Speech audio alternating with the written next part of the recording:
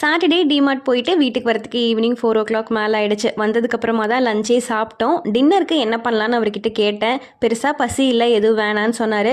சரி எனக்கு மட்டும் தானே, அப்புறமா பார்த்துக்கலான்னு நானும் விட்டுட்டேன். நைட்டே 9 o'clock மேலே தான் பசிக்கவே ஆரம்பிச்சுது. சரி தோசை மாவு இருக்குல்ல, தோசை சுட்டுக்கலான்னு சொல்லிட்டு அவர்கிட்ட கேட்டேன் வேணுமான்னு. இல்லை வேணாம் அப்படின்னு சொல்லிட்டாரு. சரி எனக்கு மட்டும் தோசை சுட்டுட்டு சட்னிக்கு வந்துட்டு தக்காளி 2 மட்டும் போட்டு வணக்கிக்கலாம் அப்படின்னு சொல்லிட்டு அதையும் பண்ணி வச்சிட்டேன்.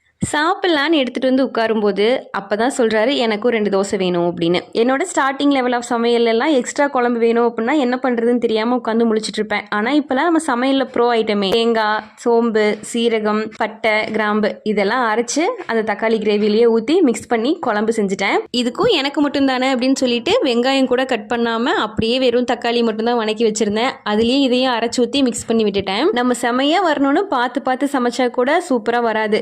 ஆனால் இந்த மாதிரி ஏனோதானோன்னு ஏதோ ஒன்று பண்ணணும்னு பண்ணுற இடத்துல தான் செம்ம டேஸ்ட்டாக வருது. இந்த மாதிரி நீங்கள் ஏதாவது ட்ரை பண்ணியிருக்கீங்களா அப்படின்னு கமெண்ட்ஸில் சொல்லுங்கள்.